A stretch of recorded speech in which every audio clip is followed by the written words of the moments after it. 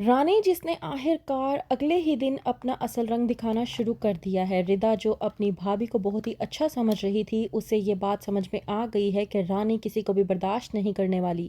خاص طور پر جب سے ردا نے رانی کے کمرے کے پھول نکال کر پھینکے ہیں، تب سے رانی نے طے کر لیا ہے کہ وہ ردا کو پاگل خانے تک پہنچا کر ہی رہے گی، ورنہ وہ سکون کا سانس بھی نہیں لے گی۔ طاہرہ اور فضا ردا کو رانی کے حوالے کر کے جاتے ہیں، یہ کہہ کر کہ وہ لوگ گروسری لینے جا رہے ہیں۔ وہیں پر رانی ردا کو اپنا اصل چہرہ دکھاتی ہے۔ جب دیکھتی ہے رانی کہ ایک بار پھر سے ردا رانی کے کمرے میں موجود ہے، ردا جو کہ صفائی کے لیے رانی کے کمرے میں آئی تھی، لیکن وہیں پر کھڑے ہو کے اپنے بھائی اور بھابھی کی تصویر دیکھ رہی ہوتی ہے اور دل ہی دل میں ارحم کے بارے میں سوچ رہی ہوتی ہے کہ اگر میری ارحم کے ساتھ شادی ہوئی ہوتی تو آج میں بھی ارحم کے ساتھ ہوتی۔ لیکن وہیں پر رانی آ جاتی ہے اور ردا کو اس طرح سے دیکھ کر بے انتہا غصے میں آ جاتی ہے۔ ردا کو پکڑ کر اس کے بالوں سے رانی جھنجھوڑ کر کھینچتی ہے اور کہتی ہے کہ تم دونوں بہنیں جو ہو میرے سر پر ایک بوجھ کی طرح ہو۔ تم لوگوں کے ڈرامے جو ہیں وہ ختم ہونے کا نام ہی نہیں لیتے۔ تم لوگوں کو تو میں ایسا سبق سکھاؤں گی کہ تم لوگ ساری زندگی یاد رکھو گے۔ رانی ردا کو بالوں سے پکڑ کر اپنے کمرے سے باہر نکال پھینکتی ہے۔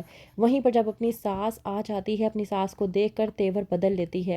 اپنی ساس کو دیکھتے ساتھ ہی رانی جب الزام سارا ردا پر ڈال دیتی ہے، تو ردا جب کہتی ہے کہ میں نے ایسا کچھ نہیں کیا، تو ردا کی بات پر کوئی بھی یقین نہیں کرتا۔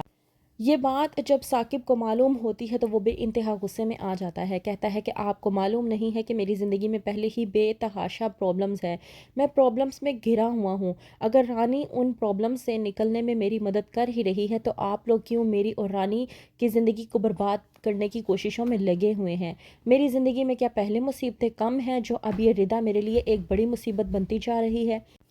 فضا جب اپنے بھائی کے منہ سے اپنی بہن ردا کے لیے یہ الفاظ سنتی ہے تو وہ دنگ رہ جاتی ہے۔ وہیں پر طاہرہ بھی ہو جاتی ہے پوری طرح سے حیران و پریشان کہ وہ ثاقب جو اپنی بہنوں پر جان نچھاور کرتا تھا، شادی کے 2 دن بعد ہی اپنی بہنوں کو بوجھ سمجھنا شروع ہو چکا ہے۔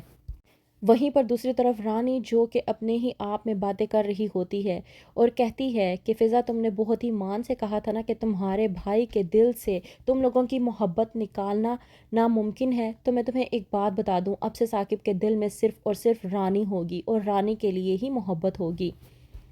وہیں پر دوسری طرف زارون جو کہ اپنی والدہ سے بات کر رہا ہوتا ہے کہ مجھے تو سمجھ نہیں آتی کہ رانی اپنی دونوں نندوں کے ساتھ ایڈجسٹ کر بھی لے گی یا نہیں، یا پھر کوئی نیا طوفان برپا کر دے گی۔ کہتی ہے ذکیہ کہ تم اپنی بہن کو کیا سمجھتے ہو، کیوں اس کے پیچھے پڑے رہتے ہو؟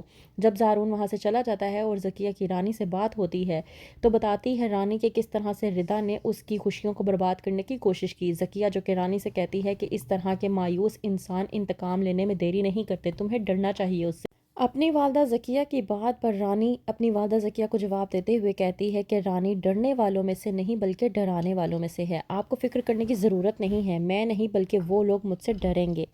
وہیں پر آتا ہے ثاقب اور آ کر زارون سے کہتا ہے کہ آپ لوگوں کا بہت احسان ہے مجھ پر۔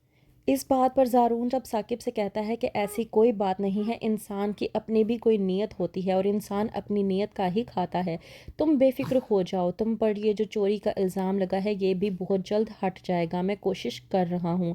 رانی جب یہ بات سنتی ہے تو وہ دنگ رہ جاتی ہے، لیکن وہ دوسرے ہی پل سکون کا سانس لیتی ہے یہ سوچ کر کہ شہناز آنٹی کے گھر سے اگر تلاشی لی بھی جائے گی تو انہیں کوئی بھی جیولری نہیں ملے گی، لیکن دوسرے ہی پل ڈر جاتی ہے کہ کہیں اس کا پلان چوپٹ نہ ہو جائے اور اس کا راز فاش ہو کر یہ بات سامنے نہ آ جائے کہ رانی نے یہ سب کچھ کیا تھا۔